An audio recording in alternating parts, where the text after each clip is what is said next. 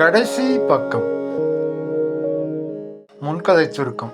பத்திரிகையாளர் சாராவின் கையெழுத்தையும் புகைப்படத்தையும் விஷால் என்ற எழுத்தாளர் தன் புத்தகத்தில் பயன்படுத்தியதால் கோபமடைகிறாள் சாரா. நாம் தற்போது சாராவின் பிளாஷ்பேக்கை அவளுக்கு தெரியாமல் எட்டி பார்த்து கொண்டிருக்கிறோம். ஒரு அடர்த்தாடி இளைஞன் சாராவிடமும் அவள் தோழி வின்சியிடமும் கல்லூரி பேருந்து நிறுத்தத்தில் தகராறு செய்கிறான். போலீஸ் தலையிட அவன் தன் அடையாள அட்டை காட்டுகிறான். போலீஸ் அவனை வழியனுப்பி வைக்கிறது. சாராவும் வின்சியும் கோபப்படுகிறார்கள். இனி போலீஸ்காரர் சொல்கிறார், அவர்தான்மா எழுத்தாளர் விஷால். சாராவும் வின்சியும் அதிர்ச்சி அடைகிறார்கள். என்னடி வின்சி இப்படி ஆகிப்போச்சு? சாரா, நாம விஷால் பத்தி பேசிக்கிட்டு இருந்தப்ப தானே அவர் நம்ம கிட்ட வந்தாரு. அட்லீஸ்ட் நாமளாவது அவர் யாருன்னு கேட்டிருக்கலாம். தேவையில்லாம கோவப்பட்டோம். இப்ப என்னடி பண்றது? வின்சி, அந்த வீடு தானே அவரோடது, வா நேரா போய் மன்னிப்பு கேட்டுடலாம் என்றால் சாரா. அருகில் இருந்த விஷாலின் வீட்டிற்கு போகிறார்கள். சாராவுக்கு மனதில் ஒரு இனம் புரியாத பயம். அவர் யாருன்னு தெரியாதப்பவே நைட்டு அவரோட ஞாபகம் வந்துச்சு.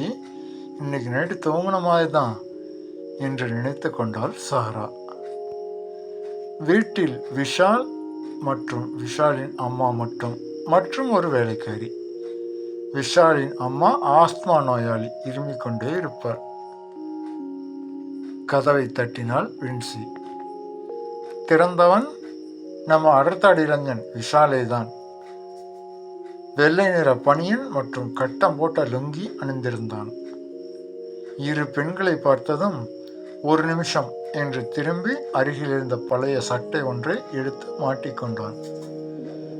சொல்லுங்க சார், நான் வின்சி, இவன் சாரா. ஐயோ அம்மா, என்னை காப்பாத்து என்று சமையலறை நோக்கி குரல் கொடுத்தான் விஷால்.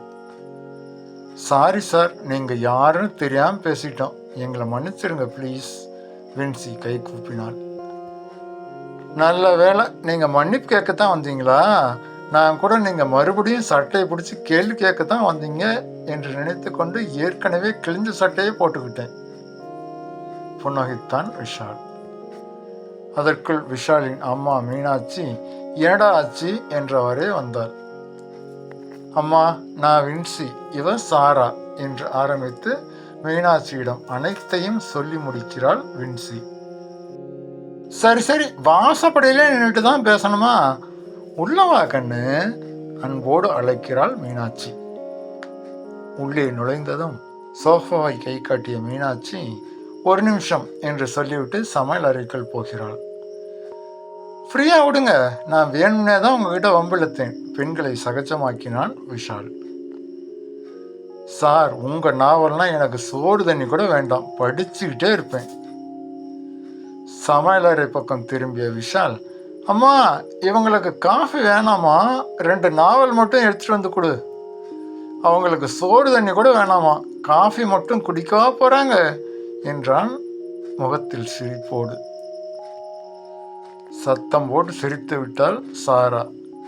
வின்சி சிரிப்பை அடக்க முயன்று கொண்டிருந்தாள். 29 வயசாயிடுச்சு, இன்னும் விளையாட்டுத்தனம் மட்டும் போகல அவனுக்கு. நீங்க எதுவும் தப்பா நினைச்சாதீங்க கண்ணு. மீனாட்சி 2 டம்ளரில் காஃபியோடு வந்து நீட்டினாள். தேங்க்ஸ்மா. இருவரும் காஃபி எடுத்துக்கொண்டார்கள்.